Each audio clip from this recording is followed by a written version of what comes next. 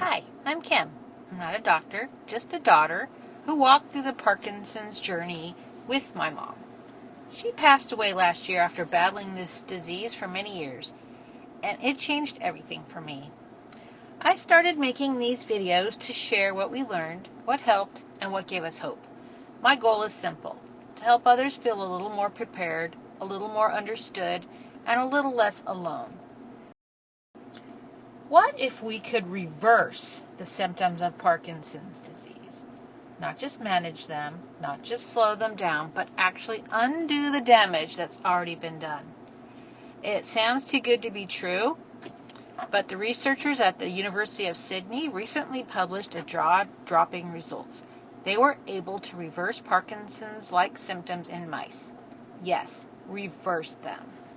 So, what does that mean for real people living with Parkinson's disease? How did they do it? And how close are we to human treatments? Let's get started. So first we need to start with the basics. What is Parkinson's disease? It's a neurodegenerative disorder, which is a fancy way of saying that it causes certain brain cells to deteriorate or die over time. The brain cells most affected are called dopaminergic neurons, and they live in a part of the brain called the substantia nigra. These neurons produce dopamine, a chemical messenger that helps control movement, mood, and even motivation. As these neurons die off, people with Parkinson's disease experience symptoms like tremors, muscle stiffness, slow movement, balance problems, changes in speech and facial expressions, and many more. Eventually, the disease can also lead to depression, difficulty swallowing, and cognitive decline.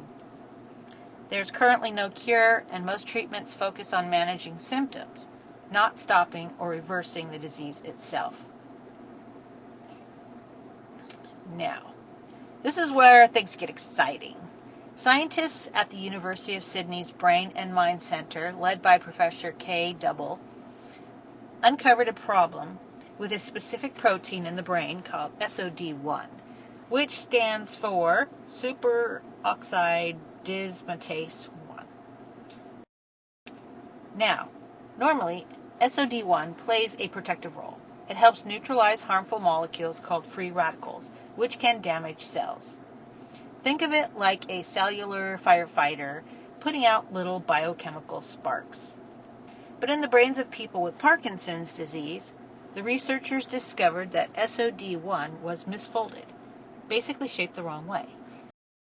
When a protein folds incorrectly, it cannot do its job, and in this case, it starts to clump together in the brain, especially near the dopamine-producing neurons. These clumps are toxic. They mess with brain function and seem to contribute directly to the death of dopamine neurons. So, here's the mouse study. The team wanted to know, what happens if we fix this faulty protein? To test their theory, they created genetically engineered mice with Parkinson's-like symptoms. These mice were designed to express the faulty version of SOD1 and develop progressive motor problems, just like humans with Parkinson's disease. They gave half the mice a special drug called CuATSM, that's copper diacetylibis, and for methylthiosemcarbazone. Wow, that's a mouthful. It's there on the screens. I'm sure I said it wrong. Let's just call it CuATSM for short. This drug does something clever. It delivers copper ions directly to the brain. And that matters because misfolded SOD1 is actually deficient in copper. It needs copper to fold properly and function normally. And yes, CuATSM can cross the blood-brain barrier, which is a protective wall of cells that blocks most substances from entering the brain. Many drugs fail to work because they can't get past that barrier, but the CuATSM can, which is one reason why this study is such a big deal. So, the results. After just 3 months of daily CuATSM treatment, the results were staggering. The treated mice had normal motor function. They didn't show the typical shaking, stumbling, or loss of coordination seen in the untreated mice. Their dopaminergic neurons were preserved, meaning the brain cells responsible for movement were not dying off. And when the researchers looked at their brains under a microscope, the misfolded SOD1 clumps were dramatically reduced. By contrast, the placebo group of mice got worse, just like you'd expect with Parkinson's. In short, the drug reversed the damage and protected the brain. At least it did in mice. Now, is this a cure for humans? This is the part where we need to be careful. Yes, this study is groundbreaking. Yes, it shows that Parkinson's symptoms can be reversed in a living brain. But here's the big caveat. These were mice, not people. The human brain is indefinitely more complex. And Parkinson's disease isn't caused by just one thing. While misfolded SOD1 may play a major role, there are many other factors. There could be other misbehaving proteins like the alpha-synuclein, genetic mutations like the LRRK2, environmental exposures like pesticides, and even inflammation and mitochondrial damage. So while this treatment worked beautifully in these mice, we don't know yet if it will do the same in humans. So what are the next steps? The research team is now looking at several next steps.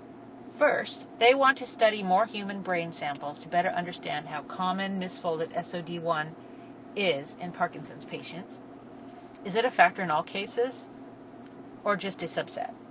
Secondly, they're exploring how to optimize CuATSM delivery in humans.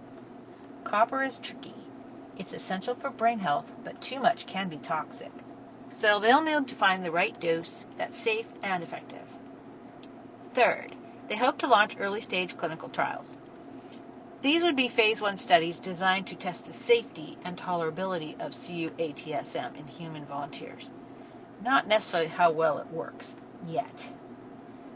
The goal is to slowly build evidence and move towards larger trials that could test its effectiveness on real patients with early-stage Parkinson's disease. But why does this research matter? Well, even if CuATSM doesn't turn out to be the cure, the research is a huge leap forward. It proves that Parkinson's symptoms aren't necessarily a one-way street, that with the right strategy, brain damage can potentially be reversed. It also shines a spotlight on copper's role in the brain health, a field that hasn't gotten nearly enough attention until now. And most importantly, it gives people living with Parkinson's something they haven't had in a long time: hope.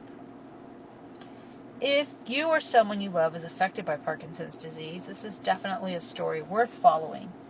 I'll keep an eye out for any updates on human trials and bring them to you as soon as they happen. If this video helped you learn something new, please give it a thumbs up, share it with others, and hit that subscribe button so you don't miss future updates on other Parkinson's information that I share. Thanks so much for watching, and remember, science is moving faster than ever. Stay hopeful, stay informed, and I'll see you in the next video. Thanks for watching.